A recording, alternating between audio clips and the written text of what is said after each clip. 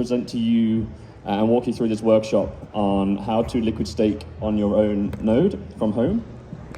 I guess to start with a bit of housekeeping, the plan is to do a couple of presentations, firstly showcasing Dappnode, and then showcasing StakeWise v3. We are then also going to run you through the StakeWise v3 testnet, and hopefully you guys can get involved with setting up your own vault. The v3 testnet is not actually live yet. We're planning to launch the private testnet later this week, so anybody who's taking part today gets a sneak peek into ultimately what the v3 testnet looks like. And there's also going to be a website which you guys can find the details to follow along to, which will show on the presentation shortly. So let's get this started. I guess first off, let's do some introductions. So for me, my name is Jordan Sutcliffe. I am the business development lead at StakeWise. My job is anything to do with partnerships and protocol growth. Hey, good to see you. Yeah, and hi everyone. My name is Dmitry. I'm the founder of StakeWise, and currently my job is to lead the development of StakeWise v3. Yeah, make it a great technical product. Awesome. And then we've got Paul joining us from Dappnode. What up there? Yes, Paul from Dappnode. Our mission is kind of make it extremely easy for everybody to be able to run infrastructure for Ethereum. And this way we get a lot more people running nodes in a decentralized manner. And we help both people participate in the validation and the networks to be more resilient by being more decentralized. Alrighty. So I mentioned there's a website. QR code's there. There's also it's docs.stakewise.io/workshop. If you want to follow along, please do. And yeah, so that was a good, fantastic introduction. I've got a couple of questions. So, who here is a solo staker? Nice, that's good. So the aim for you guys is to show you exactly what you can do as a solo staker with v3. That is minting a liquid staking token against your own node, and also being able to attract delegations from others to potentially spin up more validators and maximize the potential of your node. Okay, next question is, who would like to be a solo staker, who's interested, but they're concerned because maybe of the technical difficulties or economic difficulties? Alrighty, nice. Okay, and this is where Dappnode comes in. These guys will, and our goal for you guys is to show you how simple it is to stake from home, and obviously then you can access all the benefits of being a solo staker with v3. So without further ado, let's crack into what Dappnode offers.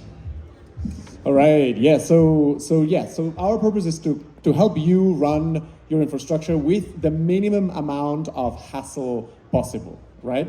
The goal is that no matter how technical you are, you can be absolutely zero technical, and you will be able to run a validator, or you will be able to run a node, or you will be able to run anything that is infrastructure. And when I say anything, I mean anything, because we are absolutely open source, free and open source. And we have an SDK, and if you have your, sorry, what's your name? RJ. So if you have RJ chain and you have your node, you can use our SDK to put an RJ node onto the Dappnode store, a Dappnode Dapp store. And this is completely permissionless. So yeah, we can get, when we say we want to help people run any infrastructure without any technical knowledge, we mean it. Now, there's two ways of doing that we're doing this. We're doing this with, as I said, free open source software that you can install in your machine. But what we found out is that there's people who want to run validators and they've never installed Linux in their lives, and they might not even want to do that. So we also offer a plug-and-play solution, this piece of hardware right here, which literally arrives to your home. You plug it into your router via an Ethernet cable, you turn it on, follow the instructions, and you have everything on a beautiful UI from your own laptop. You don't even need to connect a screen or have a keyboard for this. It generates a hotspot to Wi-Fi, and you connect to this, and then you can start configuring everything from your own laptop or even a mobile phone. right? The main use case for Dappnode right now is to run validators, to run solo validators mostly. And we can see, I just checked these numbers this morning, we have 3,582 validators on mainnet Ethereum and 11K in Gnosis chain. That's a lot of validators, and this is, I have to say that this is self-reported validators. And when I say we have, I don't mean we. Dappnode doesn't even know where those validators are. This is people running their own infrastructure, their own hardware at home that are using Dappnode. And they have self-reported that they are running Dappnode to run these validators by putting it in the Graffiti. As you can see, this is the Graffiti cloud, and we can see here. And why do I say self-reported? Because we actually have no idea how many Dappnodes are out there. We collect no telemetry, we have no metrics, which is a conversation killer for all the VCs, but actually our allegiance is not to VCs, it's to the users. And we consider self-sovereignty extremely important for the users. So self-reported 3.5K validators on Ethereum, but a lot more because, for example, I myself have changed the Graffiti and I have another Graffiti that is not the default one. So we imagine that we will have a lot more validators. Same in Gnosis chain. And we're going to see later during the demo what Dappnode is exactly and how it works. But the idea is that, I don't know if you can see here, it's a little bit small, but the idea is that you can configure everything with a couple of clicks, right? What do you need to run a validator? Anybody? What do you need to run a validator? Hands? Hands? You need hardware, you need an internet connection, fantastic. What software do you need to run in this hardware? Hands? Over there. Oh. Wait a second.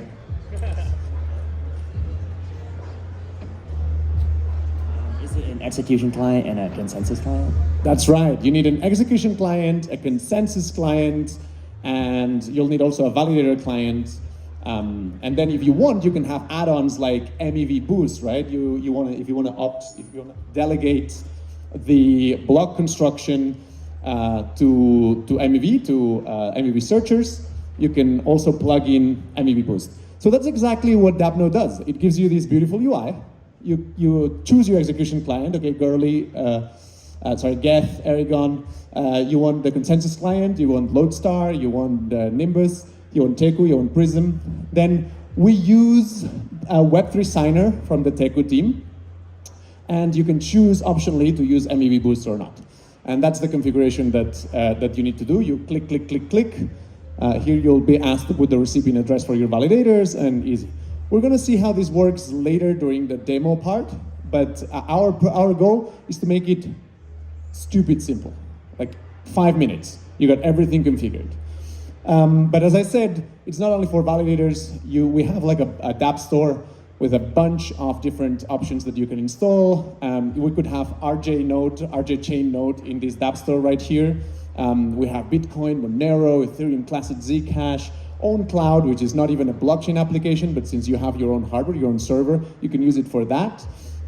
We have Rotkey, we have other chains like Avalanche, well, you name it. You can put anything you want over there with our SDK. And I think that makes it for the Dappnode introduction. Thank you, sir. Alrighty. So let's take a look at the StakeWise side. First question, who is very comfortable with the term liquid staking? Who knows exactly what we mean when we say liquid staking? Explain liquid staking. Well, liquid staking allows you to have your capital stake, but also use a representation of it, which still has accruing rewards and exposure to the risk of the underlying ETH that's staked. Got it, for sure. And so I think we can agree here that the two main benefits of liquid staking is one, the ability to unstake instantly. There's native withdrawal times on networks, so being able to sell a liquid staking token on the markets instantly allows you to unstake on demand. But as mentioned, the ability to use your stake capital across DeFi and essentially do whatever you want with it is a really powerful tool. So StakeWise has been offering liquid staking now for the best part of 2 years. We launched back in March 2021. Dimitri, as mentioned, was the founder, built StakeWise because he wanted to become a validator on Ethereum, but didn't have enough Ether to stake. At that point, it was way more than 32 Ether required. And so the only way that Dimitri was ever going to be able to stake would be to pool capital with his friends. Next thing you know, StakeWise is being born. And over the past couple of years, we've been heavily developing the protocol. And we are soon to be launching our next version called StakeWise v3. Now, the way I like to view this StakeWise v3 protocol, and the way I like to picture it in my mind, is essentially the baseline foundational staking infrastructure on Ethereum. Ethereum doesn't have a native staking infrastructure like Cosmos, etc. And so we're essentially building it. And this protocol has 2 layers. We have the first layer, which we're calling vaults. These is essentially the heart of v3. And this is where the Ethereum is staked. Ether is staked, and also it'll be on Gnosis chain as well. And then we have a second layer which sits on top, which is the liquid staking token layer, which takes that staked Ethereum and turns it into liquid staking. And we're just going to dive into both of these layers quickly now. So the first layer is vaults. Vaults are isolated staking pools. And there's a you can see on the image here. This is our current StakeWise staking pool, the only pool that exists on StakeWise currently. When we launch v3, we're going to allow hundreds, thousands of different staking pools, all to run in parallel. Each of these pools are fully permissionless. They can be created by any node operator or group of node operators. And as I mentioned, they're fully isolated. They're their own unique staking pools. So we've got some examples here. So like maybe you've got a group of solo stakers who want to run their preferred DVT solution, like Opal or SSV. We could have a commercial node operator like Blockdaemon who wants to spin up a vault for their institutional capital. Each of these vaults are non-custodial. This whole platform is non-custodial. When you deposit Ether into each of these vaults, you get a unique ERC20 token to represent the vault that you've deposited in. And this vaults layer is essentially fully automated. As a node operator, setting up a vault takes a couple of minutes. And once you've done that, it handles everything for you. It handles it can accept ETH delegations of any size. It bundles those ETH delegations into 32 Ethers. It automatically submits it to the beacon chain. These vaults can also collect your fees as a node operator for you. They basically just handle everything for you. All you need to focus on is just running your node.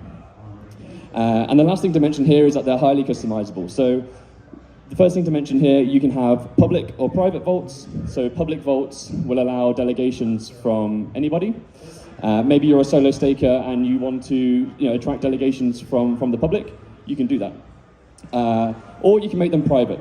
If you're a solo staker and maybe you just want to stake your own capital, that's absolutely fine. You can create a vault and just make it private, whitelist your own address to stake into it, and then you're simply staking your own capital.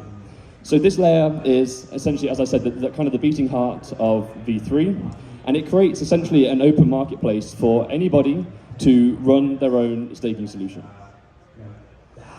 The next layer, which sits on top of vaults, is OSETH. This is the liquid staking token layer.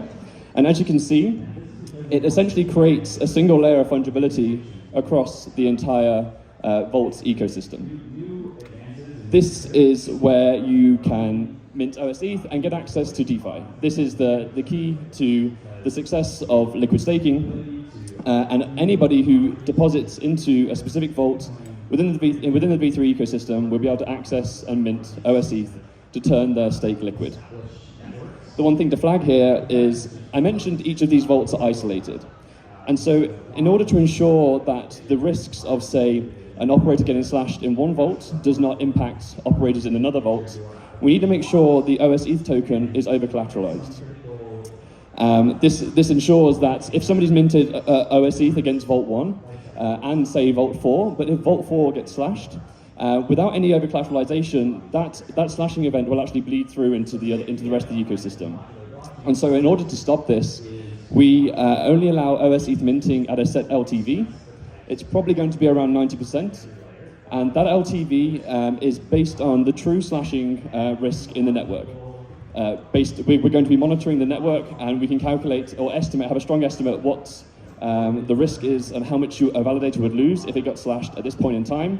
And we'll automatically be updating the LTV of OS ETH to account for those losses. So what?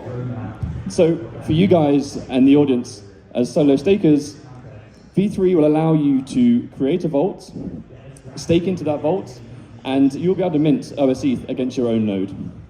And as also mentioned, if you want to make the vault public, you can try and attract delegations. You can do this however you want.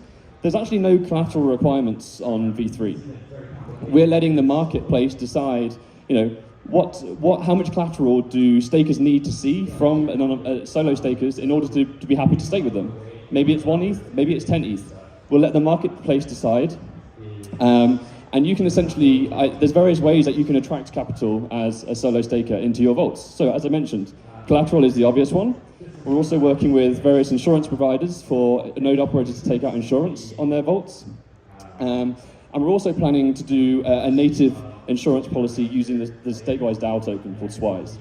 Lots of fun ways, and obviously you can advertise. This is the cool thing. You can actually just create your own business and sell it and market it however you desire.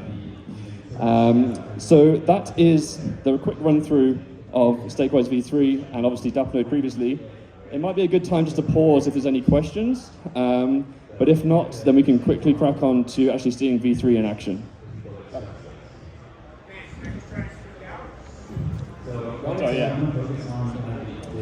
Okay, so I'll be the designated noob, right? So I do run a Lightning node. Don't hold it against me. I'm looking at the Ethereum, doing an Ethereum node, and one of the new questions you have is the slashing thing, right? So, noob question, can I just set up my node and say, okay, just make the right decision, you stupid node, so I don't get slashed? And I think you kind of addressed that question, but if you could restate it in noob terms, that'd be great. Sure thing. Thank you. Paul, do you want to tell them? Hey, perfect.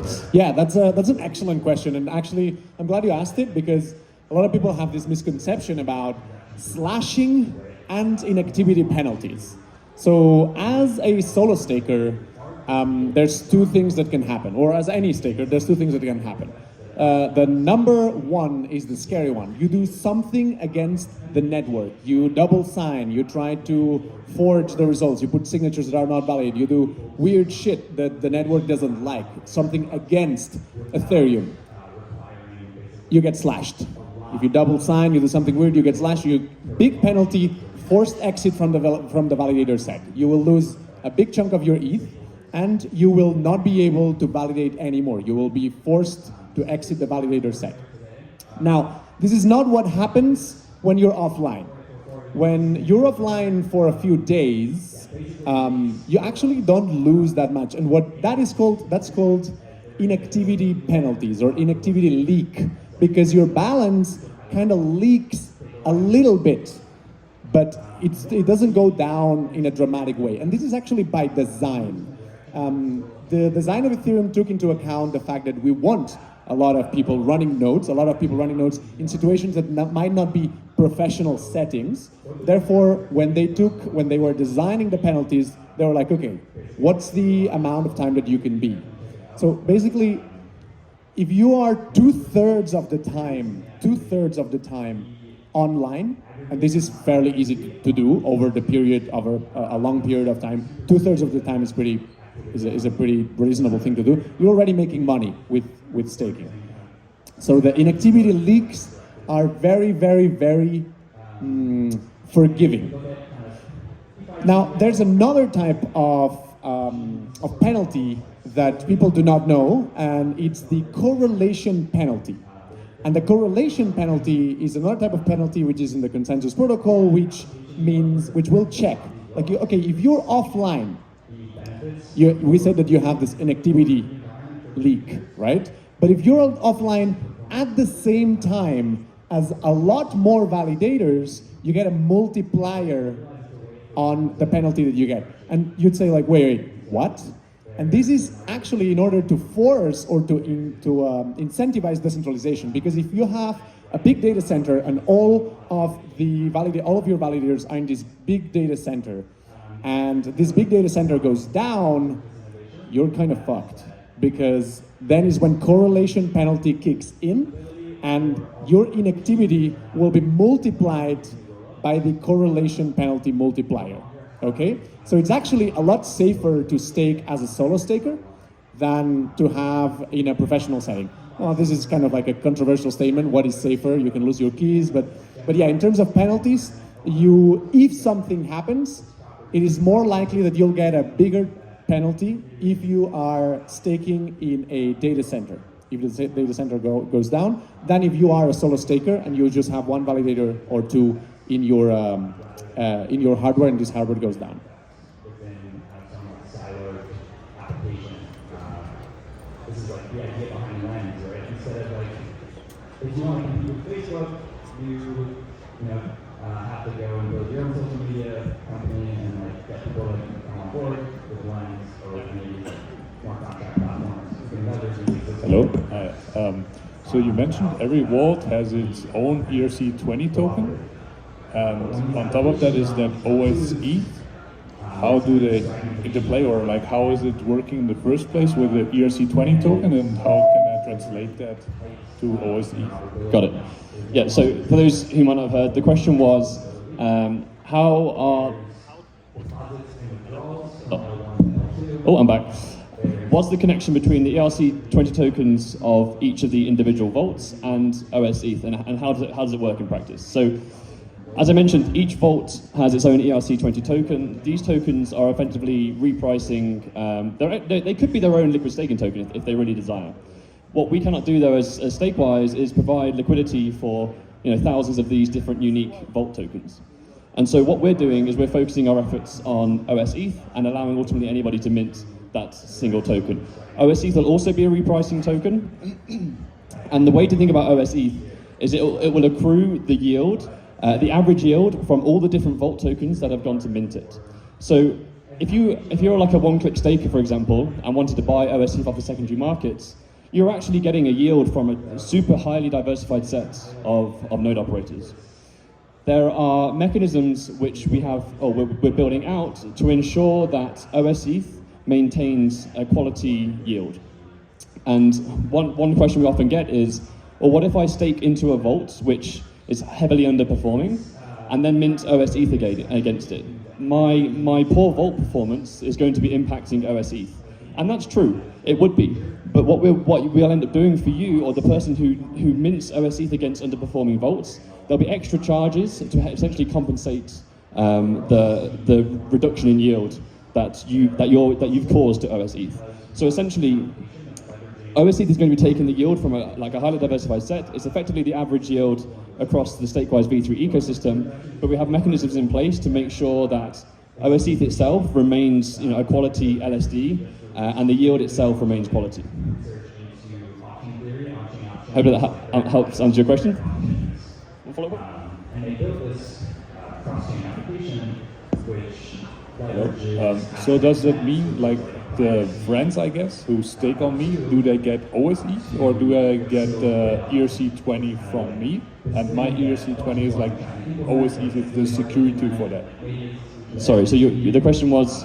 So what does my friends, what are they actually getting? Are they getting the OS ETH or the ERC20 token? Got it, yeah, good question. So it depends ultimately how you stake in StakeWise. But the question, let's say you've created a vault and you want your friends to stake with you. When they deposit their Ether into your specific pool, they are getting your unique ERC20 token. That then can be used, essentially locked as collateral to mint OS ETH against it. Right, so having this open marketplace allows stakers and gives stakers the freedom to choose exactly who they want to stake with. They can specify their node operators. There is another type of staker though, and that is one that doesn't want to choose their node operators. They just want to buy a liquid staking token, and absolutely, they can do that. They can also just buy OS ETH. Great questions, thank you. Okay, this will be the last one because I'm conscious of time, but yeah. Yeah, thanks. Going back to what you were saying about adjusting for the different rewards in different vaults, that you would somehow, I'm not sure if you reward the better vaults or you just punish the bad ones. What are the mechanisms in case of some slashing events in some of the vaults? How do you handle that? Got it. So there is no plan. So first of all, this is not yet finalized, and we're going to be launching a working group to finalize these details. The plan so far is not to penalize people who are in overperforming vaults. People who stake with really high quality vaults and mince OS ETH against it, they actually end up in a position where their collateral, their unique ERC20 tokens representing their specific vaults, actually accrue in price faster than OS ETH. So if you think about it, in that sense, they're a very safe borrower of OS ETH, and their LTV will slowly decrease over time because their vaults are performing better than OS ETH. The mechanism on the slashing side, if a vault gets slashed and you've missed the buffer, the capital buffer that's in place because of the LTV mechanism on OS ETH will mean that even if, let's say, Vault 1 gets slashed here, and all the OS ETH minted against that vault it'll still be over collateralized. So let's say we have a 10% capital buffer on OS ETH. The slashing penalty will probably be 5% of that. We then have to have extra capital buffers in place to reward people for liquidating bad or unhealthy OS ETH positions. So essentially the LTV on OS ETH accounts for multiple things. One, slashing losses, but also two, liquidating or rewarding liquidators within this whole protocol. That liquidation mechanism is just very similar to what you see across DeFi today. And there's also going to be a small, an extra small buffer just for security. Yeah, hopefully that's... Alrighty, Dima, you're up.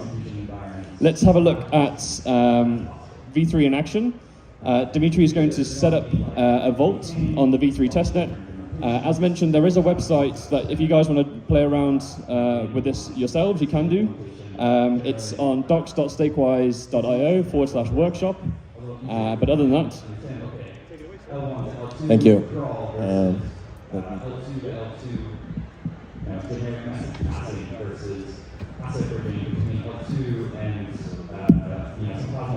All those right now are completely applications with their own set of interfaces.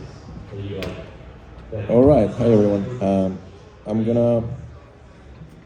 gonna show you how V3 looks in the current power stage. Namely, I will focus on the first layer of what Jordan has presented, and that's basically creating and staking into the vault.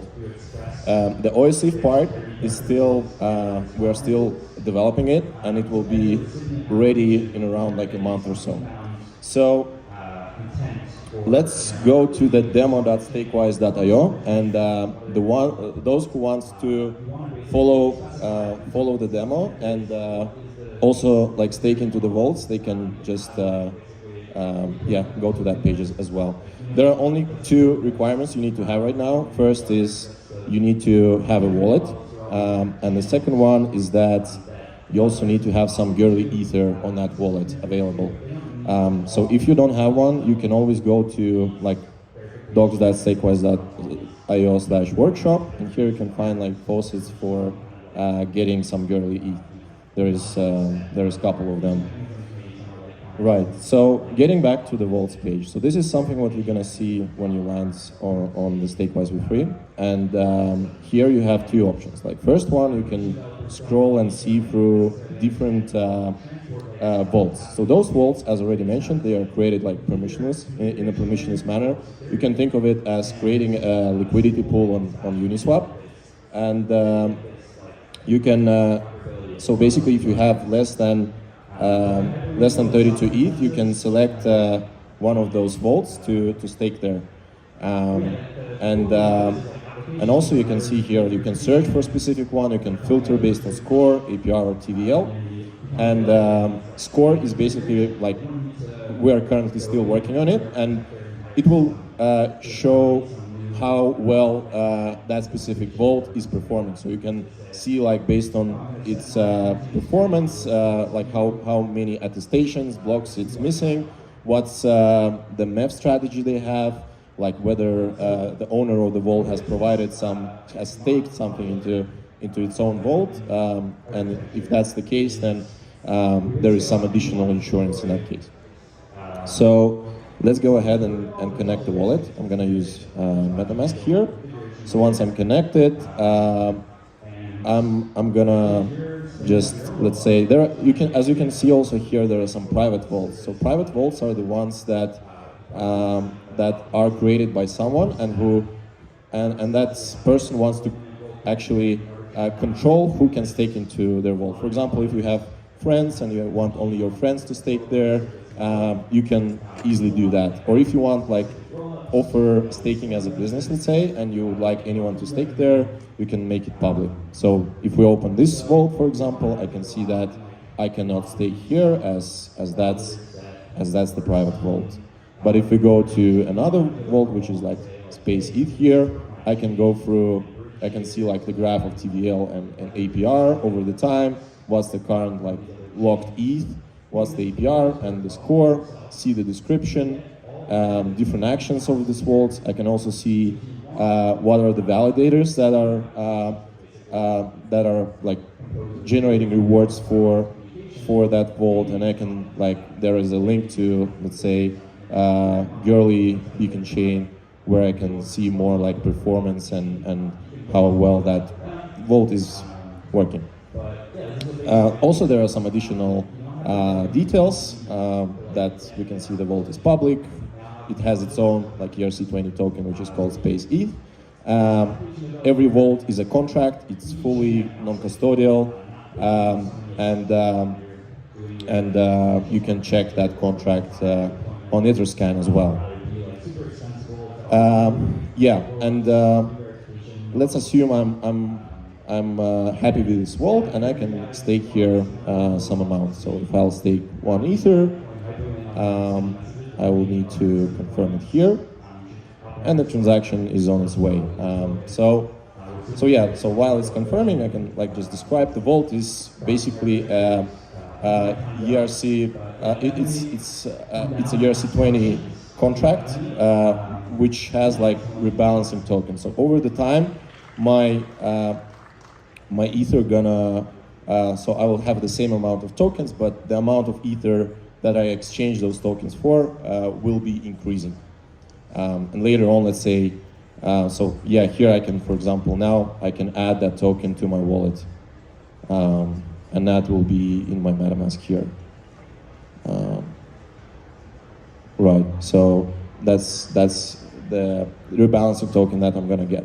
So what exactly I could do from here? For example, later on, I can lock that vault token in the controller and mint OSIF on top of it. And let's say then I can go to any project that supports OSIF, that has integration with OSIF, and do something with it. For example, it could be borrowing stables on top of it, or it could be doing a call strategies, and etc., etc. Or I can, let's say, do more of leveraged staking. I can exchange that, let's say, to Ether and stake more and do other things.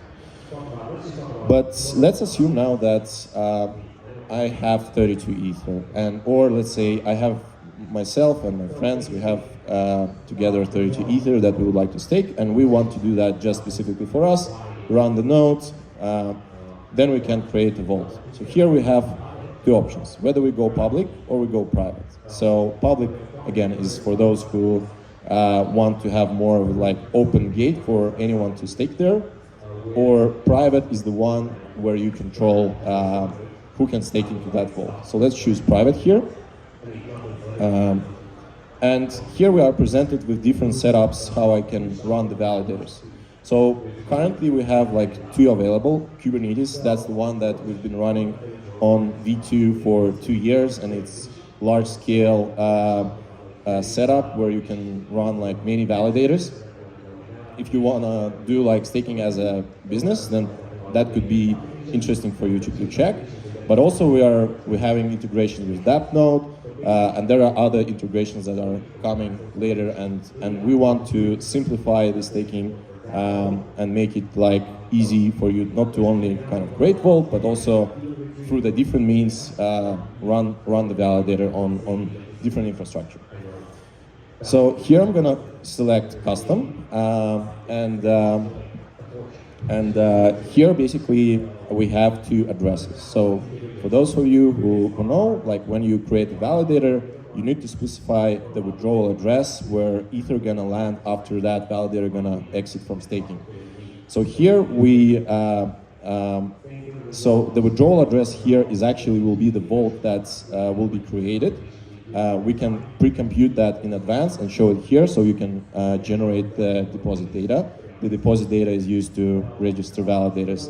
And there is a fee recipient. So fee recipient is an additional contract that you must specify for your validator client to where the priority fees and map rewards gonna land. So those two addresses are available right here in front before you even create a vault. So what I'm gonna do now is that I have downloaded the Bagu keygen. That's like the tool for generating validator keys. I'm just gonna open it here, and you can also install it. So there is a link in the workshop. Where's that? So it's here.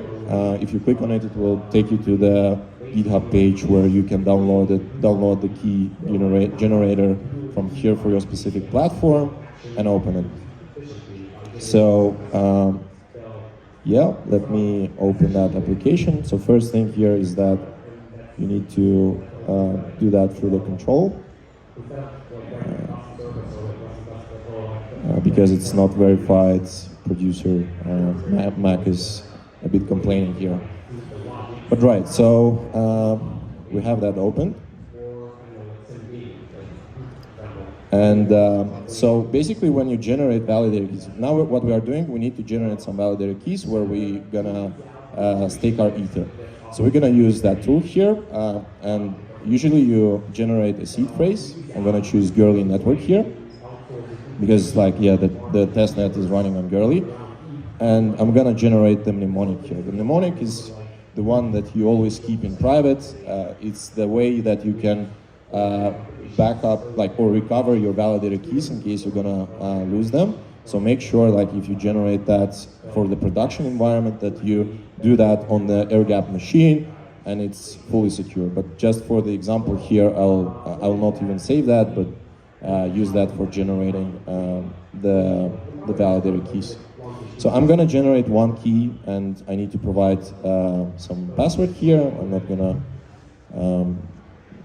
do like very secure your password, but so here basically when it asks for Ethereum withdrawal address, we're gonna provide the address that our vault has pre-generated here. So we're gonna copy it and paste it here. That's the vault address that we're gonna end up with later. And I'm gonna choose where to save the validator keys. And okay, now it's generating the validator keys and the one validator key here in that example, and the deposit data file. So let's assume we're good here. Let's continue, and now we are asked to upload the deposit data. So if you ever created a validator through the Launchpad, you probably know that you have to upload the deposit data that actually specifies like to what validator you want to assign your 32 Ether. What's the public key of that validator? So now we can see it's generated. It has generated the key store, the deposit data file, and there is a recovery phrase that I've just generated. So let's go to the folder where I have the validator keys, and here is the deposit data file. Just from here, I will rename it to the deposit data.json. And let's upload this file here. All right. So basically, the UI will check that the deposit data file is generated with correct withdrawal credentials, the withdrawal address that was like shown before, it will check that the validators in that deposit data file are not registered in Beacon chain so far, and in general that the signatures, the network, and other things are correct. So that's for the safety of the vault creator. So here's the next step. We can provide the name for our token. So as we can run our own, let's say, liquid staking business here, or we can just like come up with a interesting name for our token. Let's call it Denver staked ETH, and the token symbol will be Den ETH. So yeah, there is a capacity. The capacity is basically you can limit how much Ether you want to get into your validator. We're going to keep it unlimited.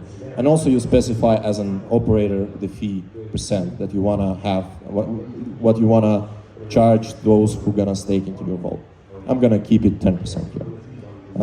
Let's continue. And here I can provide some additional branding. That's for the list of all the vaults.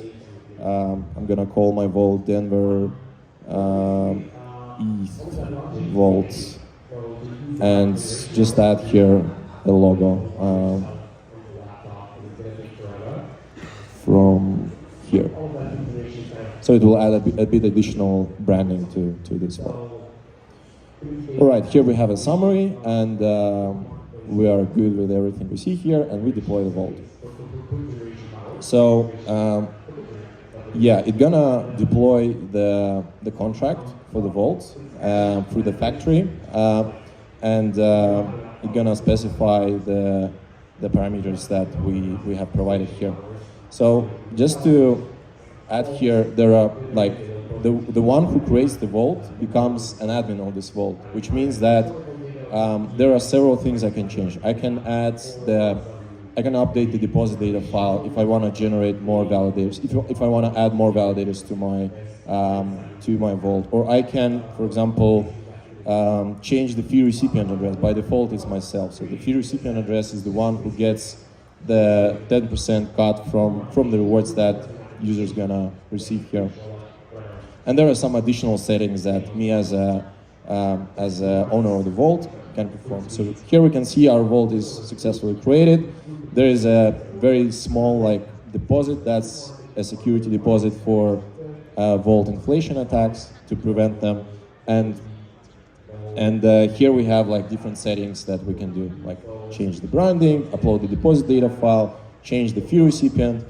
And as it's the private vault, I can also, let's say if I don't want to manage the whitelist of the users that can stake here, I can change the access manager. So the address that is here will be able to whitelist addresses that can stake. Or the keys manager is the one who can upload the deposit data file, the new deposit data file. In case, let's say, I run out of the validators, I can always add more by like the same way we just did. Through the mnemonic, I can allocate more validator keys. And also, there is a vault access. So this is like, this is the private vault. Here are the addresses that I can manage, like that I can whitelist, we can stake into that vault. All right, so I think here we can do that an example of, let's say, I'll take another account, copy it here. We can see that I don't, like as an account here, I'll go back. Yeah, our vault actually has been created here. Where is that? We have this one, the Denver ETH vault. We have it here. And as I'm not like, as I changed account, I cannot do any modifications. And of course, that's everything through the smart contracts, and that's controlled fully by the vault contract that we've deployed. So let's go back to the admin here and add another address that can stake. All right, so we will add it to the whitelist of our vault, and the transaction will be confirming here for some time. And basically, once the address has been confirmed, the transaction will be confirmed, that user will be able to stake into that vault. Right. So what would be the next steps, for example, so once someone stakes into that vault, be it a private vault or a public vault, the next step would be for me to mint OSIF. If that vault wants to manage their own liquidity, that's fine. You can like do a pair with with Ether on like Uniswap or Curve or Balancer, and you can manage your own liquidity. But that's quite a difficult thing to do. So in case you don't want to do that, you can mint OSCIF and you can benefit from all the liquid staking that is available while running your own node, while being fully controlled over your stake and not delegating that to any operator. All right, so we added that address. Let's change the accounts and see whether we can stake from it. Yeah, we can now stake. I can stake like 32 Ether here to run a validator. Yeah, I can also take you through the process of, let's say, there is an additional service as a node operator you need to run. This is called StakeWise with operator. And basically there is a need for those who, so the main responsibility of that service is that you need to run it close to, that you need to run it to register the validators like for your vault. So basically once it monitors when the vault has 32 Ether, it takes the next validator key from the deposit data and moves Ether from that vault to the Ethereum staking contract. All right, so the amount of blockchain to do is also block space. So but we're always be able to do is we're just finding block space. We're just finding block space. That's what we find.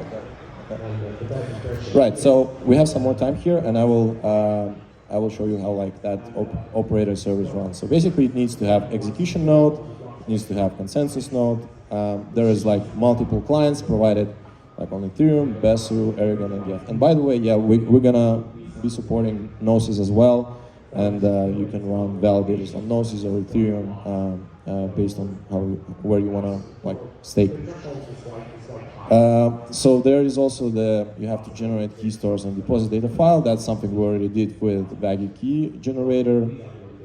And the next thing is to generate a hot wallet. So hot wallet is basically used by the operator service to register the validator. So that could be any Ethereum wallet private key with some Ether for gas in it. So here I'm gonna use Vanity ETH. I'm just gonna generate a random wallet here. Here is the address. I'm gonna send some girly Ether to that address for the gas. Let's add like 0.1 and confirm. So while it's confirming, I will save the private key to somewhere where I connect later it to the operator service. So here's the file. I'll move it to just move it to. All right, we have.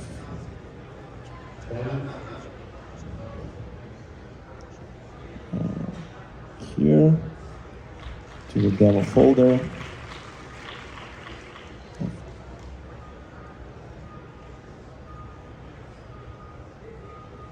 All right. Let's call it if hot wallet. Move it to demo. Yeah. So we are good. We have a hot wallet now here generated. And the next step would be to like change a bit the environment file here and start the operator service. So I'm gonna just adjust, this is the environment file. And you have to specify the network. We use girly here, the vault contract address. That's the one I'm gonna copy from here. All right, paste it here. There is some directories, the nodes, the execution and endpoints for the consensus execution nodes, and like path to the key stores. The key stores are used here to generate the exit signatures and spread those exit signatures across oracles so that in case validator wants to exit, oracles that can do that process for the vault itself. Right, so we're gonna save it and run here our operator service. And let's see, it's gonna start. It's very still experimental. We are just launching our testnet, so there could be some demo effect here. So we can see that it has connected to the operator account. It can connect to the Lighthouse and Geth, and connected to the oracles. Now we load the key stores, and it will notice that the vault has 32 ether, take the next validator key from the vault contract and register it. So while that's happening, we can spin up our Lighthouse validator. So first thing is to import the validator key. So for that, we use that command. Where is that command? Here. So you can see that also from the documentation page of the Lighthouse. You can run it through the Docker or for any other way. I'm gonna use the Docker command here. So it provide the password, and now we imported the key. So the next command would be to start our validator. So we're gonna use Docker command here again. Docker run. And yeah, so here's an important part. So as the fee recipient, where the MEF and priority fees gonna go, we're gonna specify the address that we have, like MEF recipient here. So we're gonna copy it and paste it for the suggested fee recipient of the validator client. All right, so it managed to get the public key. And at the same time, our operator client has registered the validator. So if we're gonna take this one and go to the girly beacon chain and paste that public key here.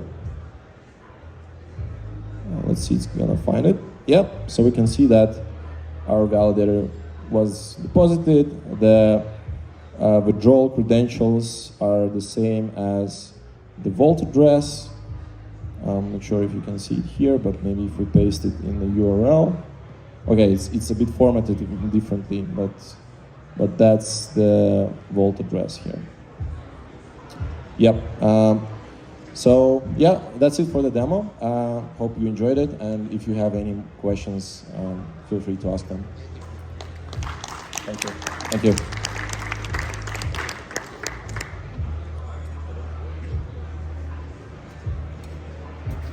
Hello. Awesome. So thanks, Dima. So I guess just a quick recap. So Dima there spoke through creating a vault on the StakeWise UI. Hopefully you saw that's very simple, and there's a lot of customization that you can do to create that vault itself. The step he was just talking through there is running the only specific software we require node operators to run is the StakeWise operator software. Dima showed how to set it up using CLI and running through the docs. We are building our own operator software at StakeWise to make that even simpler. But this is also where companies like Dappnode come in, and Paul is about to show you how to do the same process, but doing it via the Dappnode software, and show you how essentially how easy it is. Go, take it away, sir. Alrighty, let's do it. Yeah, I'm gonna plug in with, and yes, perfecto, good. So,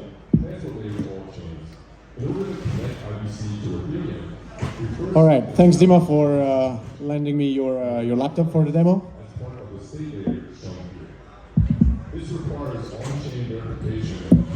Let's try to connect to my Dappnode. So, does anyone think there are any issues with verifying tournament consensus in BDM? Well, the problem is, the gas costs for verifying tournament consensus are just too damn high. In the next slide, I can go over some of the main cost drivers for verification. Okay, here. Right, so I'm connecting to my Dappnode now through a VPN, WireGuard. So I'm connecting to a Dappnode that's all the way over Europe. to my dad's house actually, and let's.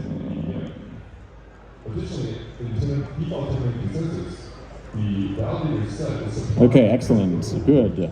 So here's my Dappnode, right? And the first thing that we need to do is we need to install the execution client and the consensus client, right? So I've already done this, so it will be synced before we start. But in Dappnode, the only thing that you need to do is you need to go to the staker section, and you need to select, for example, Goerli Aragon or Nethermind, and here you're going to use Teku, for example. You choose whatever you want, and then if you're going to use any MEV, and if boost, you just click it from here.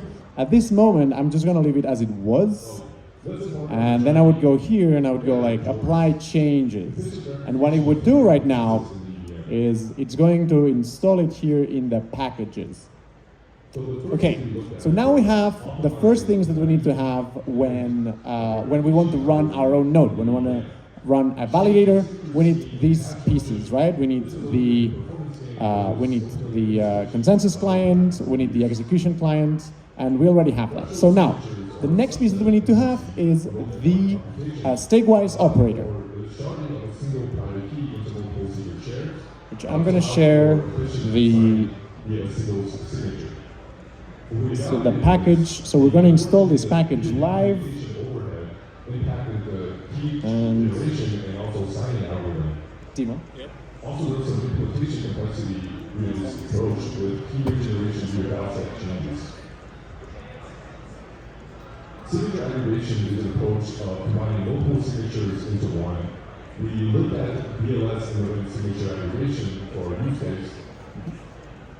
Excellent. So now we have the package. As we said, we could have like anybody's node right here, and we're going to install the StakeWise operator software. And here we go. Like, hey, okay, you want to run a validator, yeah? So you will need the Vault contract address, and Dima has created a Vault before. And let's check if we can go here and try to find the vault that we have created. So one of the vaults that we have created is the Dappnode decentralization maximalist vault, right? And we can go and take the contract address and bring it here. And we just, hey, I want to become a node operator for this vault. And I just put it here. Then as Dima mentioned, I need a hot wallet. I need a hot wallet that will be registering my validators. So we could create one through my Ether wallet offline or my crypto desktop app, and you basically create a key store, and you can and then you can start registering the validators. So maybe I'll just send my stuff over. Well, we need to improvise, adapt, and optimize our headers for each execution target. And by doing so, we get and I will share this via Telegram. This means that we can be backwards compatible with existing lifetime support in the wild, as well as generating new headers for right here. Specialized for various execution targets, such as Smarts and EVM. This adaptability makes it the ideal consistency engine for an ICC transport hub like Column. However, so we can put this now into the package. I can go here, choose file, downloads. Is it downloads?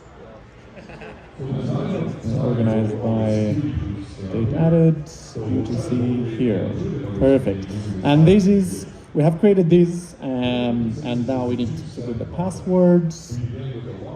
And then commit on a particular header. Once a header is locked by 2/3 of the unvalidated set, That'll be a lot more simple if I could just like copy and paste stuff, but sorry about this. we're trying to guarantee that a step forward attack will not cause lifetime support away from the main chain. Okay. A step forward attack is defined as an attack where a validated set signs a subset of the headers required for the chain to progress. Now we have the passphrase. Perfect. Then we need the deposit data, and the deposit data we need to create the key stores and deposit data of the validator that we're going to be running. And this is going to be an empty validator. It's going to be a validator that we want the vault to fill in, right? So we're saying, what we're doing here is we're saying, hey, I'm running all the hardware, I'm running all the software, and here's my validator that I'm running in this machine. Please put 32 ETH in it and start running and start validating. And I will start validating for you right here. So there we go. They are also being run through a pre-compiled VPN for scalable location. In addition, I'm gonna do exactly that. Gonna go back here. Download deposit data, download the key store.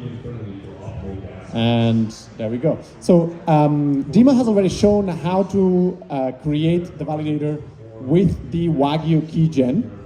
And therefore, I'm not going to show how this is done, but I've created these deposit data, making sure that the withdrawal address is the same of the vault that I want to be an operator for. So this same one right here, right? And then I need the key store file, which I've already sent to me right here. Fantastic. And then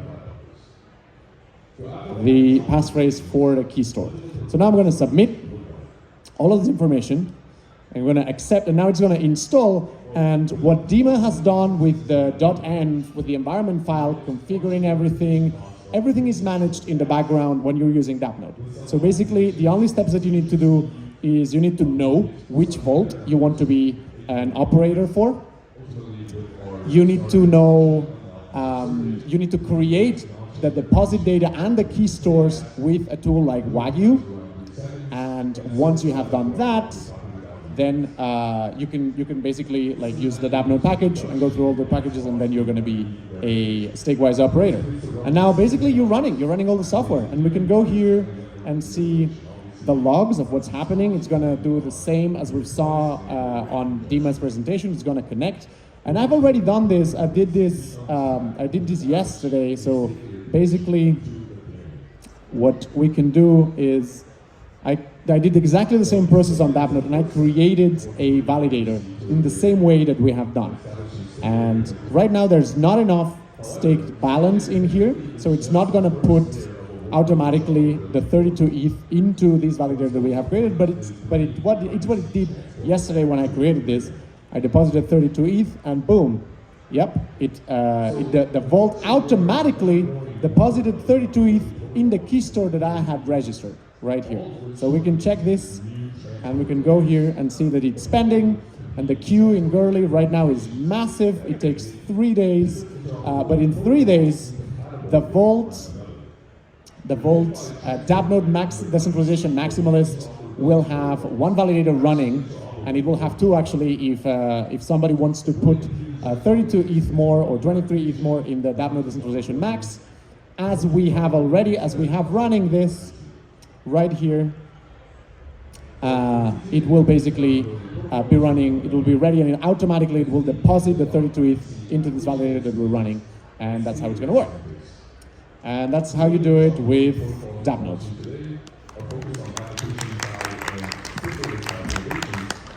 Awesome, thanks, Paul. Obviously, apologies for the technical details.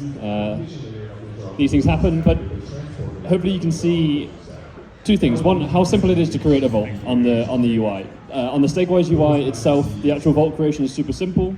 Dima showed you how to do it versus command line. That's a little bit more complicated, but using software like Dappnode, there's no command lines. It's super simple, and the key thing to flag here is that if you're a node operator, you're done at this point, right? The vault is going to handle everything for you. It handles your fees. It handles the validator registration.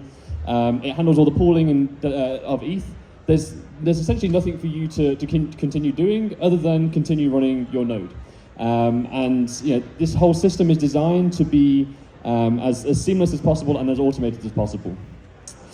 I'm conscious of time. We've obviously overrun now, so I will not ask for questions on stage. We'll stick around afterwards if anyone's got any questions. As I mentioned, the testnet for V3 is going live this week. It will be private to start with. As I mentioned, you guys got a bit of a sneak preview. But there will be a public testnet launching very, very soon, and we'll be super excited to get you guys involved there. But yeah, I'm going to wrap it up and see you on the flip side.